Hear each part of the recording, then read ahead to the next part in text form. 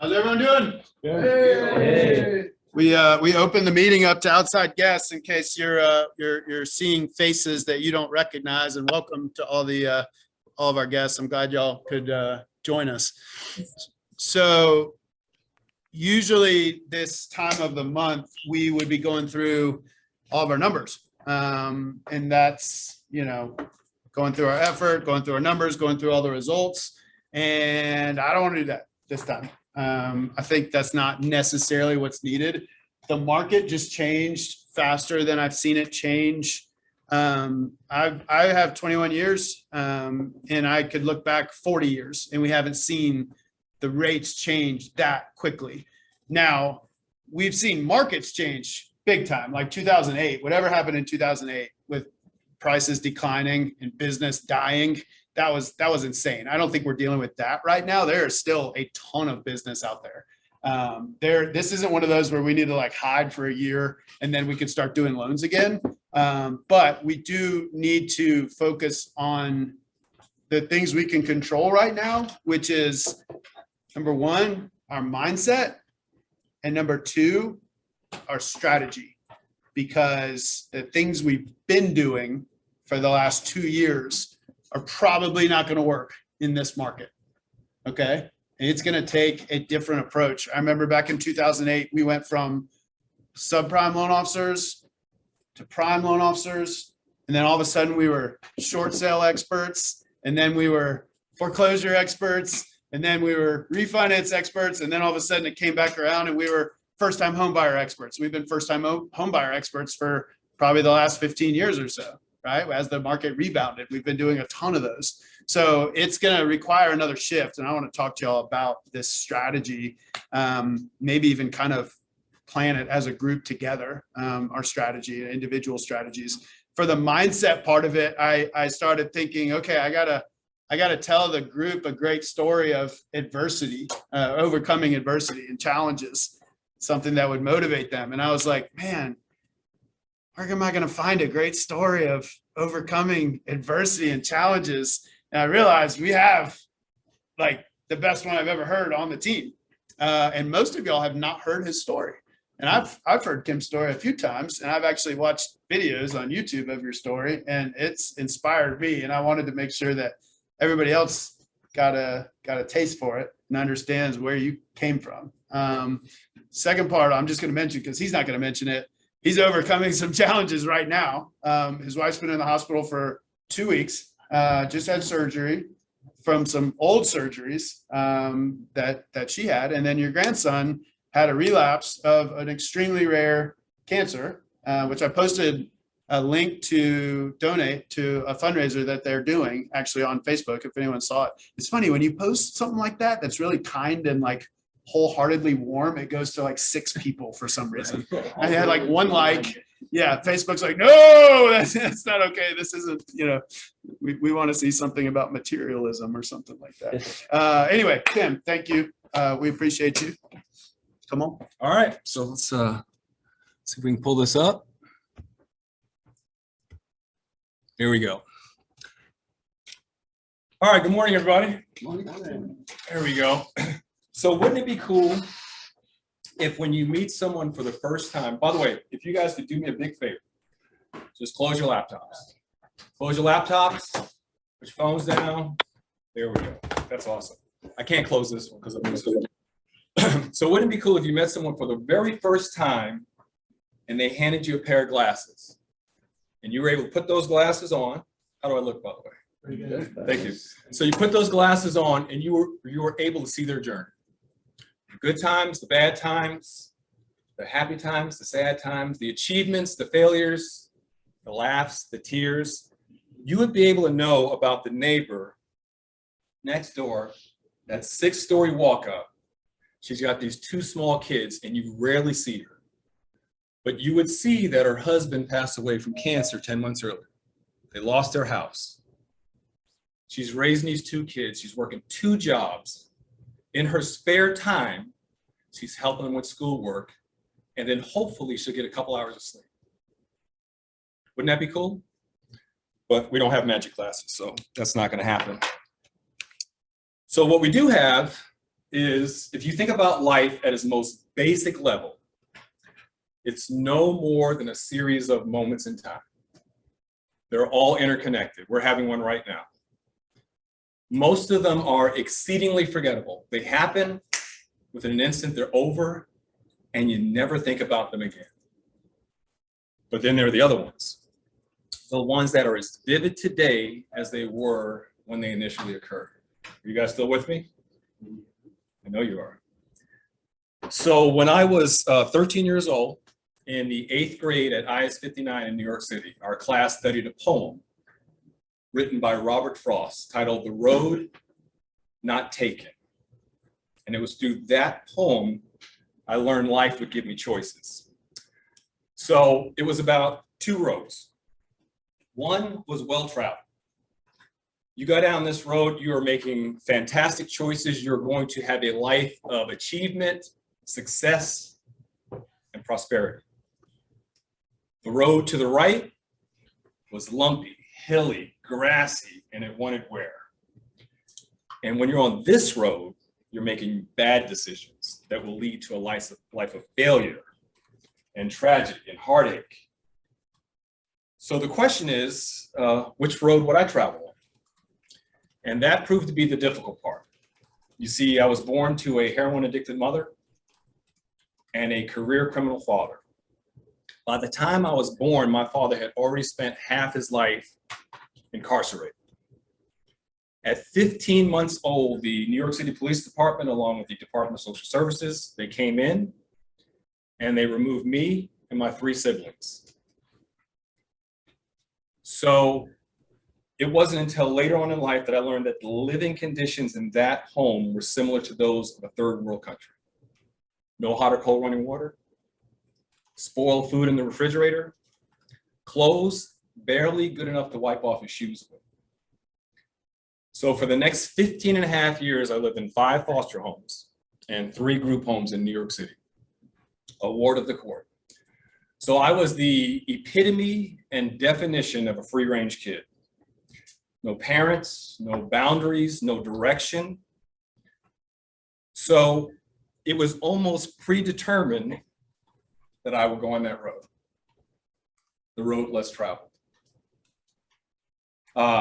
And I promise you, I think that I had a shovel and hard labor program for my hands already from the beginning. But only when it is dark enough can you see the stars. And there have been many, many, many people in my life that have been stars. So I'm going to take you on this little journey, and I'm going to share some moments in time with you that have made an impact on my life and that have directed me a certain way. Are you guys still with me? Perfect. So there was a grade school teacher I had, Miss Hershey. And Miss Hershey taught me a little bit about compassion. Miss Hershey, knowing what I know now, she could have literally worked in any school district that she wanted to, but she made a choice to work in the inner city at PS 132 in Queens. So early one Friday morning, she comes into our classroom and she's got tears streaming down her face. And as you can imagine, as a young child, when you see your teacher sharing those kind of emotions with you, you're going to sit up and pay attention. So she said, "Boys and girls, we are not going to have class today. Your parents have been notified." And it turns out this was the day following the assassination of Dr. Martin Luther King. So you see, Miss Hershey, she cared deeply about her babies. That's what she called us. She cared deeply about her community, and she was not afraid to wear her emotions on her sleeve. So you see, she taught me about compassion, moment in time. When I was 7 years old, I lived in the Marcy Projects. I don't know if you've ever heard that before. And this is in the Williamsburg area of Brooklyn. It's right across the bridge from world famous Delancey Street. How many people know Delancey Street? Put your hands down. You remember? Oh, look out there. So world famous Delancey Street. And I would make my way up and down Berry Street, and there was this one storefront that used to always catch my eye. It was a large glass window with a gold seal of a dragon. It was a martial arts studio. And I would always peek in there. And one day I'm peeking in there. I got my face pressed against the glass. I'm looking at all the activity, and I feel a tap on my shoulder. And I turn around, and there's this enormously tall person standing behind me, an old gentleman. He's about 6'5", 6'6". It was Mr. Dees. Mr. Dees owned that martial arts studio. And he said, "Would you like to come inside?" And I said, "I can't. I've been conditioned." And he said, "Well, would you mind if I asked your parents?" And I said, "I don't have it." And he said, "Well, you must live with somebody." So I reached in my pocket, grabbed out a single piece of paper with the telephone number of the foster home where I was living, and I handed it to him. And about a week goes by, and I'm back there looking inside. And then Mr. Dees appears. And he said to me, and I will never forget it, he said, "Come on in, young man, it's okay." So think about that. For the next 10 years, regardless of where I lived in the city, he made sure that I had a way back to Berry Street to participate in an activity that would direct me to that road well traveled. Moment in time. Then there was my 4th grade teacher, Mr. Levinsky. And Mr. Levinsky taught us one of the most important words in the English language: laughter. He said you need to laugh every day, you need to laugh hard, you need to laugh long and as often as possible. In essence, what he was saying was it's therapeutic, it's good for your soul. Moment in time. And then there was Mr. Pollock, my elementary school gym teacher. And Mr. Pollock refused to hear the words, "I can't do it." He said, "If you're going to be in my class, you will try." He said, "Trying and failing is better than not trying at all." Think about that for everybody in this room right here. You set your goals, you pursue it with determination and effort, and even if you don't achieve it, the battle is won because you're putting the effort in, you're trying to do something. Moment in time. So if you haven't noticed, I'm 61 years old, by the way. And if you haven't noticed, the only people I'm talking about to this point are teachers and mentors from that period of time in my life. So there's a message there. If you are parents, you have school-age kids, and you are not involved in your school, if you do not know your teachers, the teachers of your kids, and you're not spending time there to understand who's teaching them, you're missing the mark. Because you can see that these people have influenced my life. They have a tremendous impact on your kids. So now we can fast forward, and I'm this skinny, scrawny, 17-year-old high school student walking out of a McDonald's on Jamaica Avenue in Queens. As soon as I step out on the sidewalk, I can feel my body vibrating from the F train that's passing by above on the L.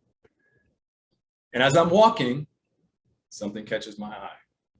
And it's a single glass door with a gold seal on there. And this one says Armed Forces of the United States of America. Now I want you to hear this clearly. This is about 3 years removed from the end of the Vietnam War. So there weren't long lines at the recruiting stations at all. So back then, this country treated our veterans a whole lot different than they do now. Whole lot different. So anyway, something drew me to that door. And there was a single flight of stairs, 15, 20 steps at the most, but it felt like 100 at the time. And so I'm going up these stairs, and the first office I come to is the Army recruiter. And I'm going to be kind and say he was unkept. His jacket was open, his tie was undone. He was eating this fat sandwich, mouthful of food, and the crumbs were falling on his chest. So I kept walking. The next office was a Navy recruiter, and he would be medically classified as obese. I mean, his buttons were struggling to keep his shirt closed. His hands looked like he just got finished working on somebody's car, and he had this nasty science project for a beard. So I kept walking. The next office was an Air Force recruiter. And this guy was so nice, super nice. We talked for about 5 minutes. He said, "Oh, you need a high school diploma if you want to enlist in the Air Force. So I kept walking. The next office I came to was the Marine Corps recruiter. And as soon as I saw this person, I saw a physical specimen. He had this custom-made shirt on, creases down the front, his ribbons were displayed, his sleeves were wrapped on his biceps. He had this haircut that was high and tight, looked like a putting green on the golf course. And as soon as he saw me, he said, "Come on in, young man, it's okay." Think about that. The exact same words from Mr. Dees 10 years earlier. So I can tell you without hesitation, enlisting in the United States Marine Corps was the best decision I've ever made in my entire life by far. So it took me from a life of no direction to a life of absolute direction. It taught me how to be part of something bigger than myself, to have one single mission and to accomplish that mission with people from all over the country, different ethnicities, different religious beliefs, different ideas about life. But one thing was constant, that we were willing to lay down our lives without hesitation. So the Marine Corps taught me how to be a man, how to stand tall, proud, how to have integrity. Rather be called dark on All those things that we need to do in preparation for civilian life, where you can make an impact on other people, make a difference. Moment in time. So as you saw, I then joined another fantastic organization in January of 1985, the California Highway Patrol. So just out of curiosity, how many people remember Ponce and John from Chips? Oh, yeah. There you go. Well, I was a chocolate chip. So, yeah. So the one thing about this job, and not just necessarily this job, but law enforcement in general, and I'm going to share this from an insider's point of view, is this. You are in stressful situations. You're going towards the danger, and you are protecting people that don't have the ability to protect themselves. So that's it in a nutshell. But one of the biggest lessons that I learned doing that job is that our choices and the decisions we make have impacts far beyond our imagination. And everything that we're talking about here is a second or two on either side of the clock. Either side of the clock can make a world of difference. And so when you think about poor decisions that impact other people, they're devastating. Devastating. So I want to introduce you to Yvonne Berger. So Yvonne's 25 years old, fantastic woman, first generation American. She came from a family of Dutch dairy farmers. And she was the type of person that when you met her, there was a connection immediately. She stood out. If somebody didn't get along with Yvonne, it wasn't the Yvonne thing, if you know what I mean. So something amazing happened to Yvonne in the summer of 1992. Her longtime boyfriend asked her to marry him. What do you think she said? Of course she said yes. So let's fast forward to the fall of 1992. Something else amazing happened to Yvonne. She was able to purchase her first brand new car on her own. A 1993 candy apple red VW Jetta. She loved that car. And then there was a decision, a choice that was made that would change her life forever. And it wasn't her choice. Yvonne was on her way home from Bible study. High school girls. So you tell where her heart is. And John Hamilton is sloppy drunk. John Hamilton's blood alcohol level was a 0.34. That's 17 drinks in his system. That's 17 standard drinks in his system. John Hamilton is driving a Ford F-250 crew cab pickup with dualies in the back. John Hamilton is sloppy drunk, and he goes all the way to the left of the painted WL lines and collides headlight to headlight in Yvonne's vehicle with a devastating collision. Yvonne was trapped. I got to that scene about 10 minutes later, and as soon as I got out my car, the fireman caught my eye, and he did this. And if you don't know, that's the universal sign for she's not going to make it. So it took them 45 minutes to get her out of the car. They transported her to Palomar Medical Center. And I didn't know it at the time, but that was a vivid moment in time that would stay with me for the rest of my life. Why? So first of all, the next day on the intensive care unit floor, her family, if you can imagine this, if you're a parent, and me talking to them, and they had that look on their face like, help my baby. Please help my baby. And there's nothing that anybody can do. So the thing about Yvonne, though, she survived. She survived.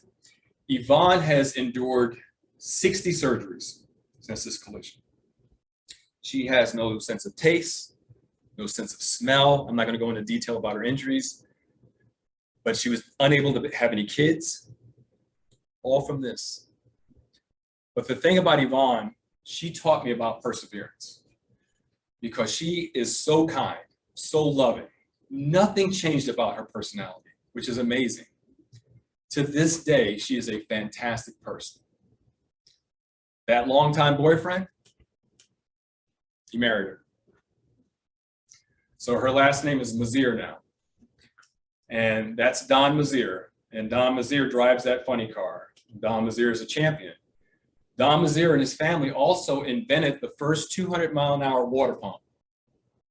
So that is what I call agape. That's that deep, passionate, unrelenting love. So if you find that love, you got to make sure that you hold on to it. Whatever it takes, hold on to it. So, unfortunately, my career was cut short because of an injury. So what does someone do that was only a Marine, not only, but a Marine and a highway patrol officer? 2 jobs. Of course, you go into sales. So, and that's what I have been doing for the last 22 years. And I would say at a very high level, I have worked alongside some of the brightest minds and amazing companies that you can imagine. I worked for a company that was ranked 14th on Fortune magazine's best 100 companies to work for. Me, that foster kid from New York City. So think about that. And the cool thing about this is that I had an opportunity at that company to have a private lunch with the CEO. And that meeting and a question that he asked changed my life forever, forever. And you guys may know him, but Pat Flood. So this is probably what you don't know about him, though. So as we're sitting there having lunch, this question he asked me changed my life. He said, tell me about yourself. No, that wasn't a question. That wasn't a question. So because I answered that question the same way I had answered it 1,000 times before. I said, when I was 17, I went to the Marine Corps. And then he stopped me. He said, whoa, whoa, whoa, whoa, whoa. He said, were you born in the Marine Corps? I was like, whoa. And I said, no, but you're not interested in that. And he said, don't tell me what I'm interested in. I want to know about you. I want to hear your story. So for the first time in my entire life, at 44 years old, I'm sharing my past with somebody. So a past that I was ashamed of. And it wasn't because of anything I did. It was because of the decisions that other people made. But here I am. And I could feel it in my body right now, by the way. I'm talking to him and I had a hard time looking at him. I'm looking down a lot. And as I'm sharing my story with him, I finally get to the end and he reaches over and grabs my hand. He said, thank you. said, thank you for sharing that with me. And he was crying. And he said, promise me that you will share this story with other people. So, moment in time. So I am thankful for Ms. Hershey. I'm thankful for Mr. Dees. You know, I'm thankful for Mr. Levinsky. I'm thankful for Mr. Pollock. I am thankful for that Marine Corps recruiter. I am thankful for Yvonne Berger. And I am most certainly thankful to Mr. Flood. So what have I learned on this journey? I learned that moments in time define us. They do. But the decisions that we make during those moments in time determine which road we'll travel on. And so I have a challenge for everybody in this room, and this is your takeaway from me. By the way, before I even ask this, out of curiosity, how many people are going to commit to me that you're going to do this before I even tell you what it is? I love that, by the way. So this is the takeaway. The takeaway is, and I want you to really put some thought into it. Don't rush it. But I want you to think about this. Who can you call? Who can you meet with that you can provide that vivid moment in time to make a difference in their life? That's all you have to do. And I'm gonna end with this. There is a poem that I recorded to memory back in 1988. And every single day, when my feet hit the floor, I recite this poem.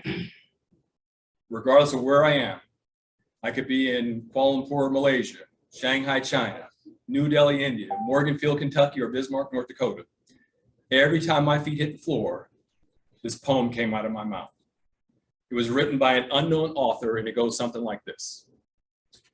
We've mastered the air, conquered the sea, annihilated distance, and prolonged life. But we are not wise enough to live on this earth without war and without hate. I'm tired of sailing my little boat far inside the harbor bar. I want to go out where the big ships float, out on the deep where the great ones are. And if my frail craft proves too slight, the waves that sweep those billows o'er, I would rather go down in a stirring fight than drowse to death on the sheltered shore. So thank you guys. I appreciate you so much for listening.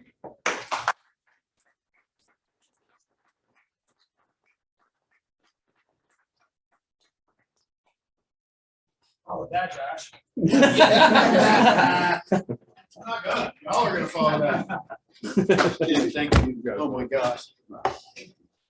We are lucky to have that guy on our team. Let me switch computers real quick, y'all. By the way,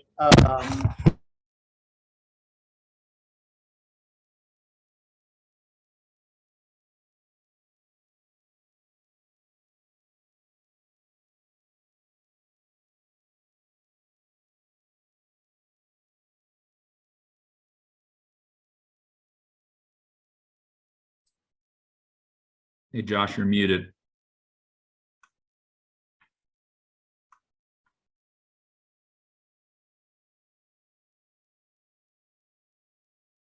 Josh, you're muted.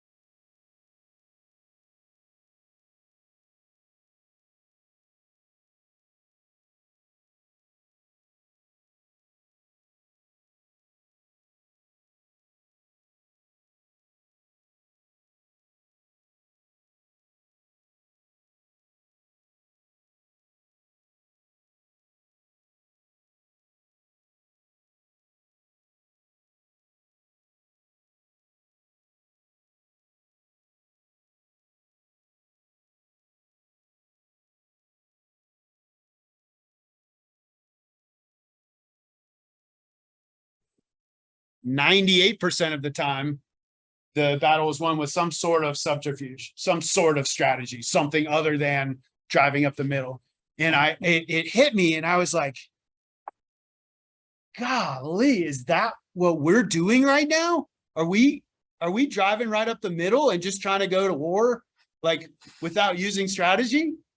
And I went and started researching this guy. He was a soldier. He was one of those that's like in the room, and he goes, hey, like, we shouldn't do that.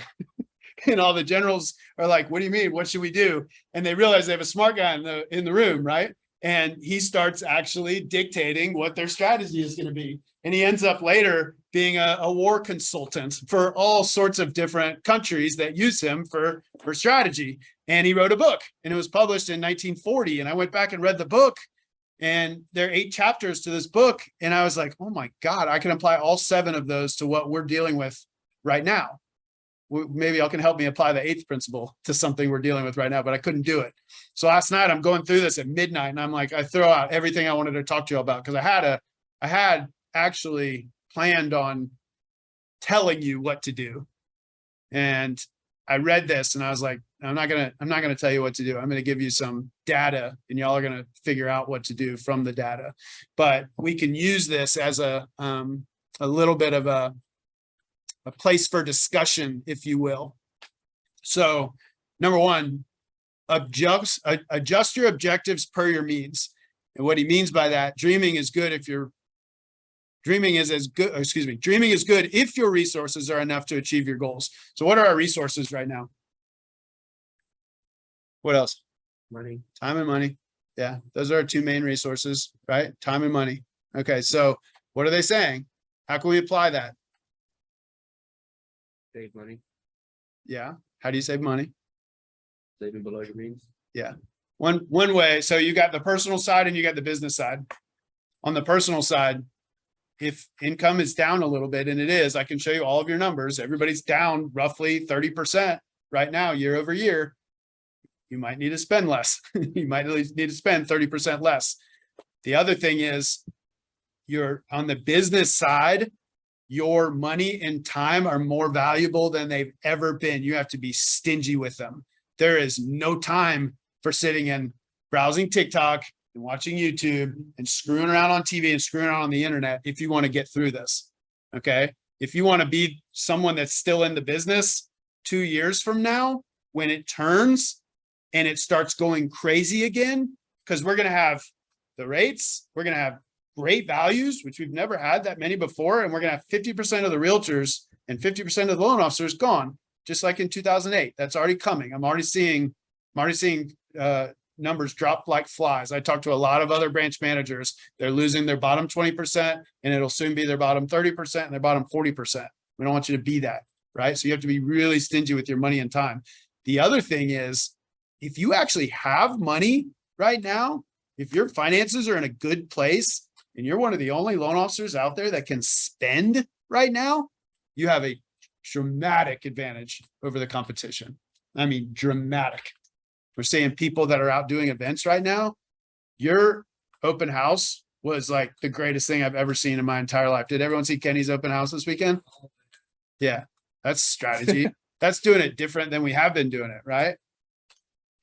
Number 2, keep your objective always in sight and adjust your plan according to circumstances. What's your objective? Be the best. I mean, like, what does the word mean? What, like, how would we apply the word objective to what we do in the mortgage business? Growth. Yeah, it's our goals, right? Our objectives are our goals. So it says to keep them always in sight. How do you keep them in sight? Yeah. Yeah. Track them. Kim said he recites that poem every single morning, right? I've given everybody here, hopefully, the suggestion of using the ThinkUp app. You play your goals every single morning and every single night. It's very powerful. Napoleon Hill, Think and Grow Rich, based on that exact concept. But adjust your plan is the other big part of it. And I think we're starting to do that now. So what do you think when you think adjust your plan? Keep your goals within reach. Yeah, but your plan's your weekly plan, right? Your plan is your strategy. Your plan is your social media strategy, your drip strategy, your how are you going to get new realtors strategy? So how are we adjusting our plan? Yeah, look at that. Your plan, guys. You need to have something every week that you're checking off. This is a blank one, but Yeah. you gotta have a plan. We did you have to have a plan in 2020 and 2021 to make money? No, hold on and do everything you can to make plus money while you. Yeah. Did you have to like know your numbers? Did you have to mine your database? Yeah. Know your pull throughs. I was listening to the mortgage coach yesterday, and that's all they were talking about is know your pull through. Know how many apps go to, or how many phone calls go to apps go to credit pulls go to contract, right? Know it cold and be steadily trying to improve it. We didn't have to talk about this stuff in 20 and 21. It was like, how many times can you answer your phone? That was it. Did we have to report out our effort in 20 and 21? Did we need accountability partners in 20 and 21? Oh, every one of y'all is working with an accountability partner now, right? So that's another shift for us, shift in strategy, which hopefully we can stay ahead of the competition on that. What else? What else has changed about your plan? Social media, sorta, social media. Right? We are lucky to have Jordan in the room. I don't know if y'all know this, but I sent an article out to everybody I know a week ago, and it said, this is who you should follow on TikTok. And it was Housing Wire. And they said, these are the people you should follow on TikTok, and then copy everything that they do and make it look like your own stuff. And there was one that was in Georgia of all 5, and Jordan is it. So you're tearing it up. Well done. All right. This is the part I want to stop and really focus on for a sec. Choose the course of action of least expectation. And I'm going to go ahead and put this together with this one, which is exploit the flank or market of least resistance. Okay. Now, I'm going to present y'all with a dilemma as well while we're at it. Am I still sharing my screen, y'all? Let me share my screen for a sec so y'all can see this really clearly. Isn't it working? Am I sharing? Maybe I'm, oh no, here we go. All right, so here's a dilemma. September of last year, 27 million. September of this year, 16 million. Someone give me the math on that. What's 16 divided by 27? 50.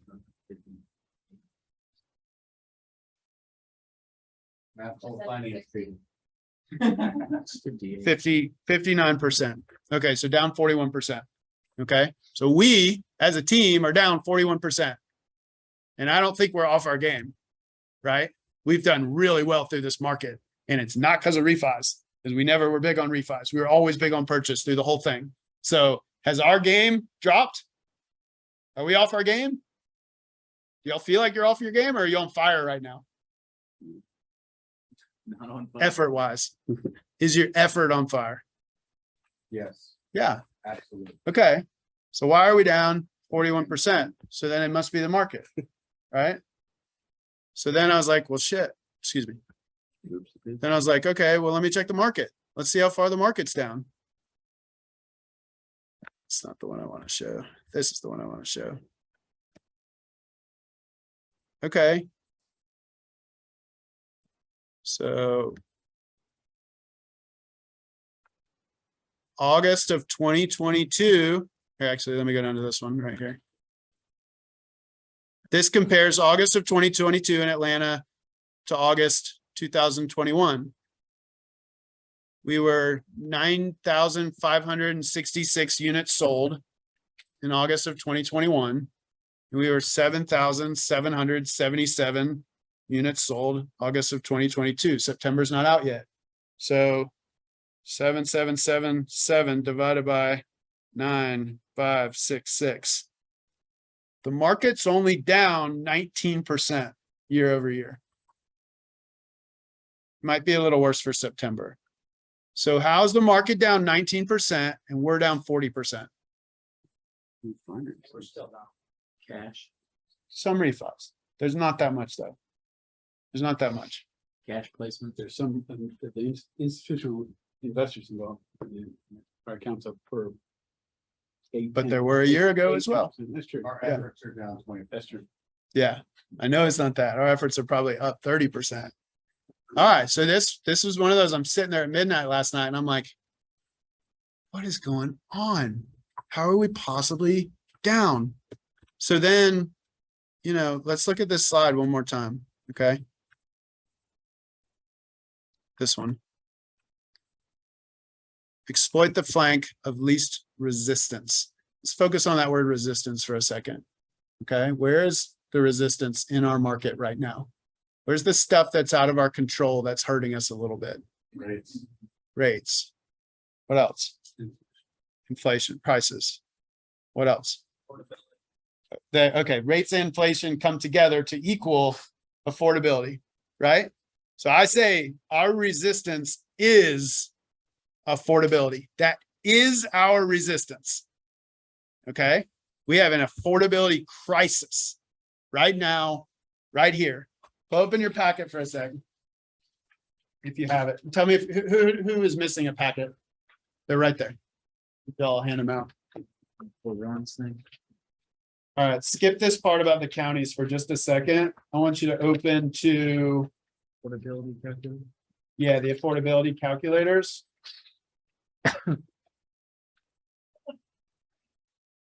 All right, I want you to open to these two pages. Right here. This is last year. This is this year. Okay. $200,000 income, which is high. The average in Atlanta is like 65,000 or something like that. 3% interest rate versus a 7% interest rate. You used to be able to afford a house with this is a 43 debt ratio with no other debt, obviously. 1.4 million. Now you can afford a house and $950,000. Pretty big difference. That's a big difference. And the houses didn't get cheaper, right? There's another one. So go to the next one. Ron put This one. Ron, this is off of MBS Highway. So there's two at the top, here and here. I wanted to show you what the same payment would get you. Okay. So both of these payments are right around $2,100. One's $2,108, one's $2,129. But one's 3% interest rate, one's 7% interest rate. So you used to, for the same amount of money, be able to get a $500,000 house. And now it's a $320,000 house. $320,000 house. Okay. Y'all know this already, but this is like, did you know it's that bad? It's Yeah. really bad. Yeah, it's super bad. Okay, so let's stick with this idea of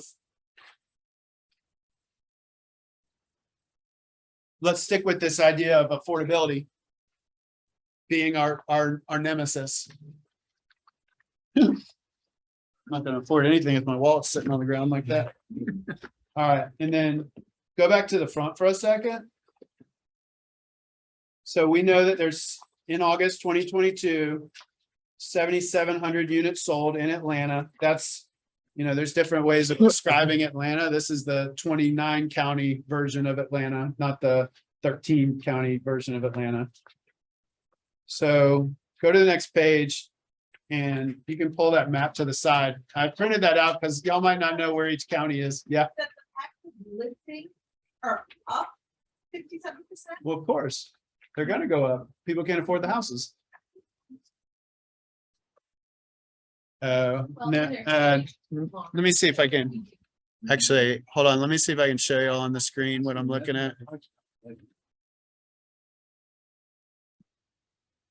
I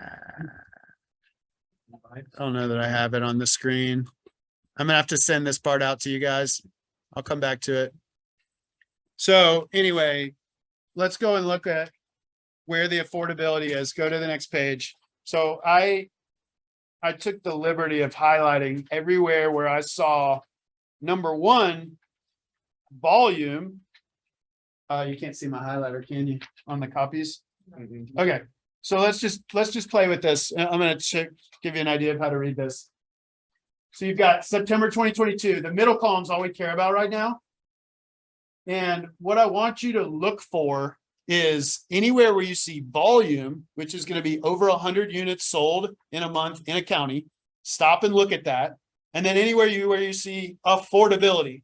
And we just said that 500,000 is not affordable anymore. $320,000 loan is affordable. So you're looking for houses in the 400,000 range. That's where all the business is right now. Those are the homes that are selling, are $400,000, $500,000 houses. I mean, I can prove this to you, by the way. Look at this first page. So in September, you had 1,200 houses sell between 250 and 300,000. You had 2,300 houses sell between 300 and 400,000. And you had 1,400 houses sell between 400 to 500 and 768 between 500 to 600, 693, 600 to 800. And then the 800 and up is like dead right now. 200 units, 800 a million, 200 units, a million to 2 million. And if you could see the last column, which is units for sale, look at the units for sale. 1,100 houses sitting at $1 million to 2 million. Wow. When people have to pay 7% to get $1 million house, they just wait. They're just going to wait. They don't have to do it. They're not like first-time home buyers that are ready to buy now, right? That market is drying up quickly. It's just standing inventory. Okay, so my eyes are drawn to Bibb County, 115 units, average price, 214,000. Shout them out. Barrow, 164 units, 352,000, average price. Right? Call them out for me. Help me out. Carroll, 143 units, under 300,000. Cherokee, and Cherokee's got 281 units, which is great, but over 500,000 average price. And that is crazy. Clayton, 326 units, $266,000. Cobb's not bad, actually. 900 units, 481,000.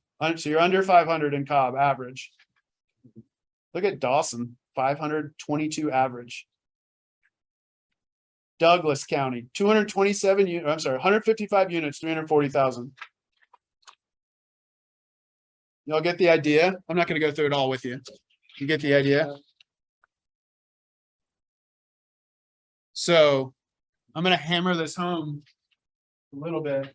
God, I need a marker. Hey, will you throw me that yellow highlighter? Yeah, you can, you see if you can see it on the screen. Does anyone have a, don't draw on the wall? Yeah, can y'all see that? Yeah. No. Someone throw me a marker. I know someone has a marker on them. It can be permanent.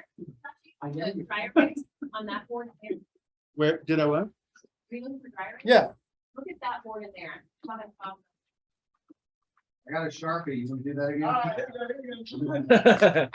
Y'all remember that? All right, so this is Atlanta. Yeah, I actually forgot about This is Atlanta, right? We got 20.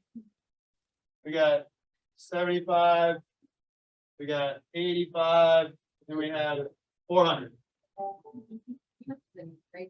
I know. So witchcraft. who wants to come up here and I'm gonna get a different color. I want someone to draw a circle around where we were. Right there on that top two. Kind of, if you can do it. Here, I'll throw you got a marker. The majority, the majority of our business. Where's the majority of our business? Right there. Everyone agree? Yep. Okay. All right, now watch the screen for a second. Okay, if you look at, can y'all see the map on the screen? The yellows are solds. Okay, I'll even, let me back out a little bit. Of course, I have my thing covered up. Here we go, map, back it out. Okay. So if you look at it this way, solds, it's pretty spread out, right? We've been working in the right place. Look at that. That's a renter loan waiting to happen, John. This is where kind of just, Investor handyman. this is where kind of just marked, right? We're like in the sweet spot. Y'all with me? This isn't proving my point. So then, all right, well, sold doesn't mean a damn thing. Let's look at where the listings are. That's what really matters, right? The listings are what matters. So let me switch it to for sale. It's still all spread out. We're still in the sweet spot. Y'all agree? Only problem is we just said that people can't afford $600,000 homes right now and $700,000 homes right now because the rates just shot up to 7%. Agreed? So what happens if we go in and take this price down? 500,000. Now we start to see a hole developing right here where we said we work, running up the 400 corridor. And look at this blank spot right here. Can y'all see this? Yeah, that's it. It's gone. Buckhead's dead, right? All right, what if we take it down to 400,000?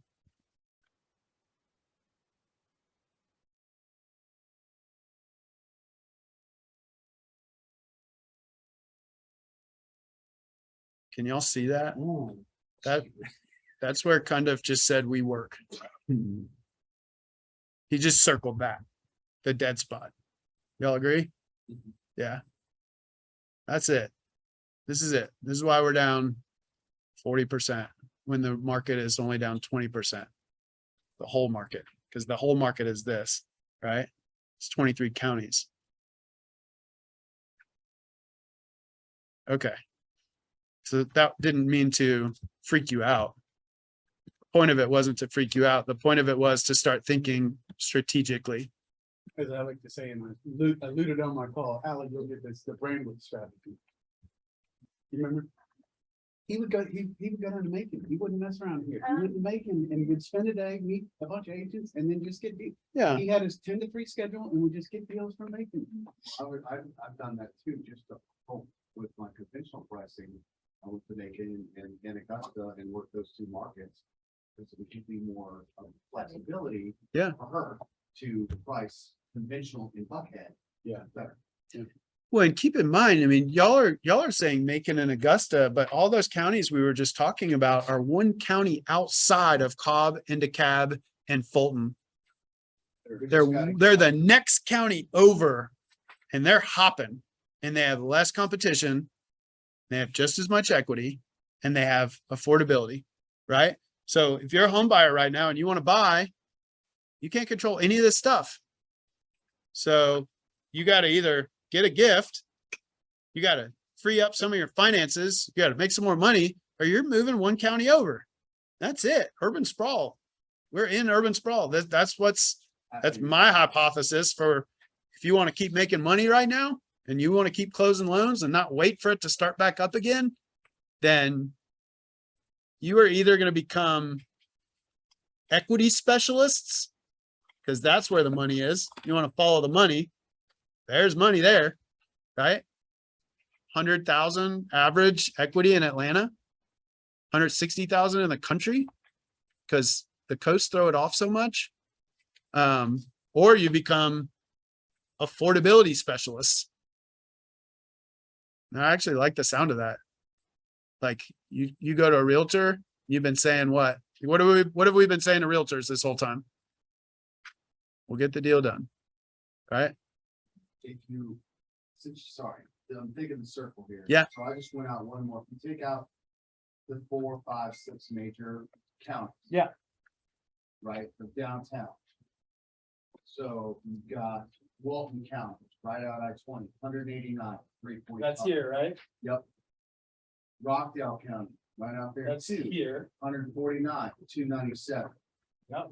If you just literally go out on create an outer perimeter, Yep. every one of them. This one right here is Douglas County. Yeah. Halden County, 355, 320. Where's Pauling? Calling is that one left. Up here. Yeah, Pauling. Well, you literally Newton County, 239, 275. I mean, you can, Newton's actually on the other side. 2001. Just so you know that. Yeah, go to the middle, Pauling. The middle column is 22. By the way, where's all the building happening, y'all? Building's happening way. Douglas County, 155, 348. Go back to where. That's Douglas here. Back to where Ellenwood. Paulding County. Paulding County. What county? 26. What county is Douglas? Henry. Henry. Oh, yeah. But here, look at, yeah, you're creating an outer perimeter of Paul County, We 194. just did this for dividing up builders, by the way. You guys know all the builders are, every one of them. We just did them. We're already going out there to visit builders. Outer perimeter. Just gotta pick up some realtors. By the way, I'll also mention, along with this approach, the thing you don't ever want to forget about is the realtors in the middle there are gonna come back. Okay, so you gotta keep in touch with them. You have to keep pouring into them. But they might not have as much business as they have had for a little while, and we're gonna be strategic. What's the story of Movement Mortgage? 2008. What did we do? What was happening in 2008? We started in the financial crisis. Right, nothing was happening in 2008, nothing. And while all the other companies were doing short sales and foreclosures and refis, especially, I mean, the average company was 75% refi back then. And Movement went through the financial crisis at 75% purchase. They were in real estate offices on the whole East Coast. And when it turned, because we already had the realtors, we exploded. We doubled in size year over year over year. So don't ever forget that part of it. You've got to keep in touch with your base of realtors. You've got to keep supporting them. Never turn your back on them. They're going to be huge for you. But who wants to make some money right now? Yeah. Okay. So what else? Like where else is your mind going right now?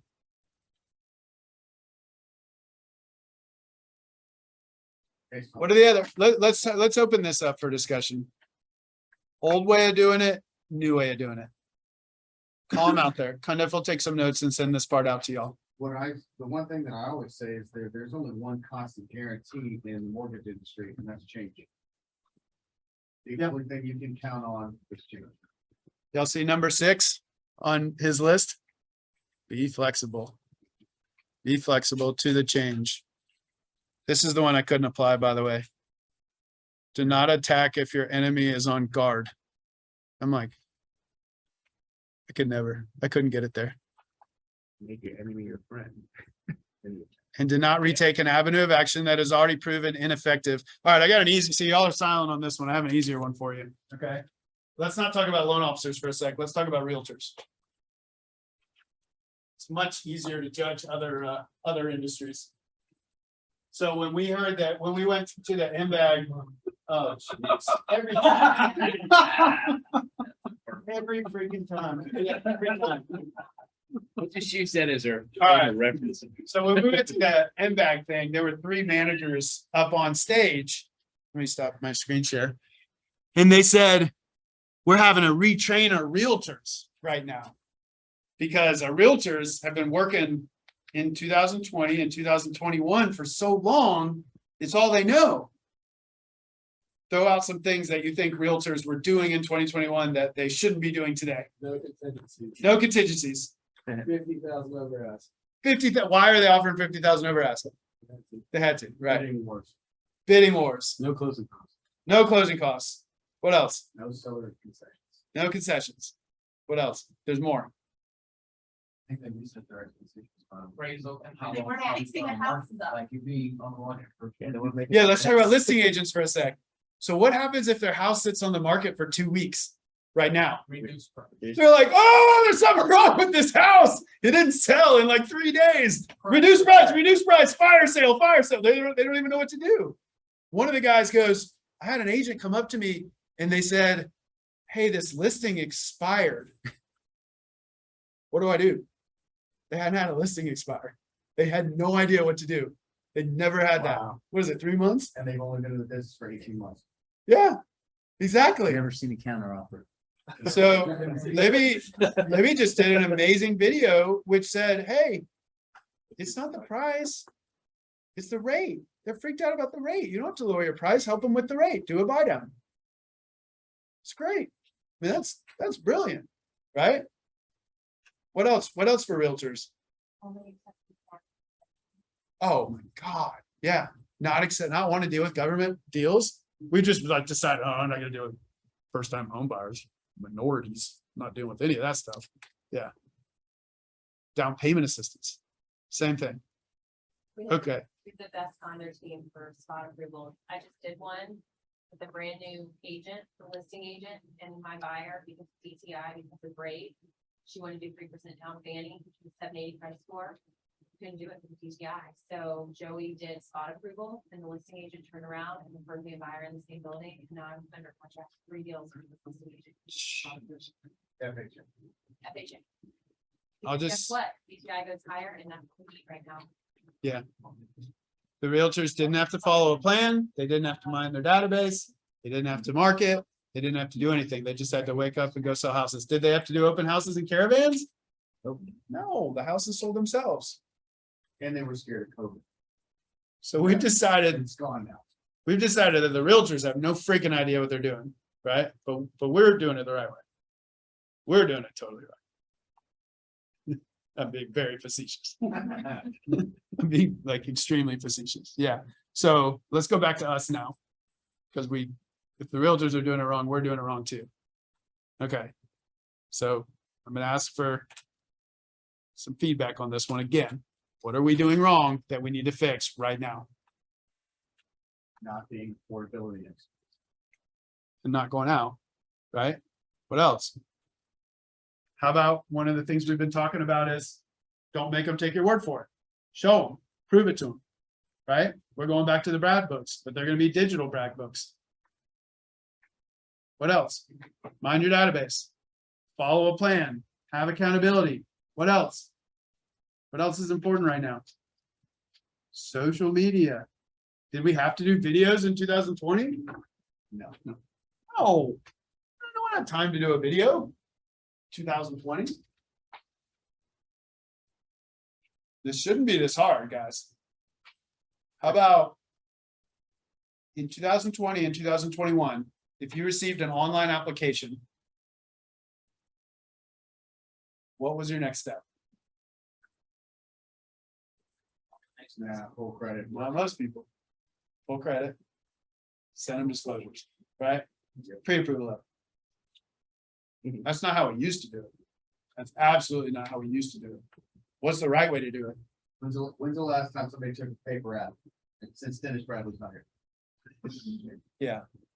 Yeah, there's a follow-up like list of 10 to 20 questions that you should be calling and asking them every single time That we used to do. that we always used to do. And we didn't have to do it in 2020 and 2021 because the deals were just falling out of the trees in the couch cushions. We have got to get back to that. And your LOA team is begging for that. They do not need to be dealing with this quality where we get these little hiccups that pop up in the middle of the deal. And all you had to do is ask one little question. Right? One little question. Yeah. If you think you're going to be able to operate with a sloppy 1003 in this market, no way. Absolutely no way. You better be extremely buttoned up. 100% buttoned up. How about video updates? Anyone doing video updates right now? Jordan, do you do video updates? Sometimes. Depends on wording. Okay. We were talking about doing it with the agent too, as a freebie. Yeah, if you had your top 3 agents come out and film their video updates with them and let them partake in the video update. I'm pointing to your video room. Yeah. Okay, you got to check out our video room before you leave, by the way. But that would be the coolest thing in the entire world. That would be bull's breath strong. If they received a video and it's like, hey, your appraisal's in, and you're sitting there with the realtor and they're like, this is how you read it. One more touch for the realtor. It's awesome, right? What were you gonna say, Zach? You look like you're about to say something. Oh, no, I just got some canned, like, hey, congratulations, you're in the contract, so I'll send out initially, once we get the contract, it's like, hey, we're out of underwriting, you know, here's what you can expect, this, that, the other. That's better than 99% of the loan officers right now. And then, of course, there's Zach. Then there's the final countdown. Closing. Yeah. Video. There was, who watched the video with Bill Hart yesterday that we sent out? What was the 10-question close for customers? Well, who watched it? That might be the sense. Oh, Yeah. I like this about making it emotional for those first time homebuyers. Like, What was the does question? what does this mean to you buying this home? And so, yeah. oh my God, that's good. That's a free testimonial. It's so good to start there. That's your first question. When you call them and you're getting ready to start building rapport a little bit and you say, hey, what would it mean to you to buy this home? That just puts the relationship in a whole other light, right? Now all of a sudden we're on their side.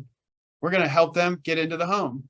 We're affordability experts instead of, your first question is, hey, are you a W-2?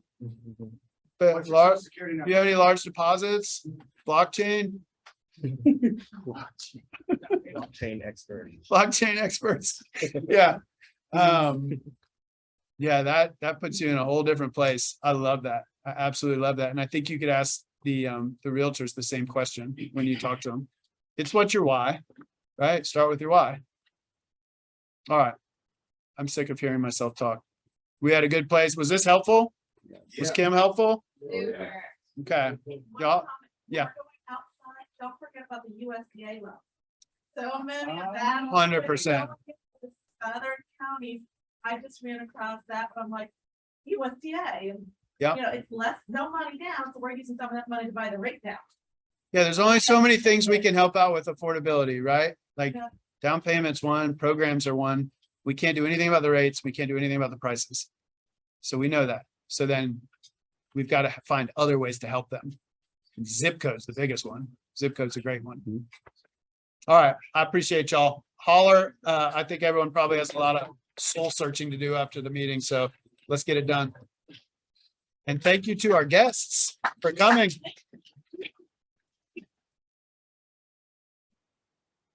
So good. Yeah. Looks like just mayhem.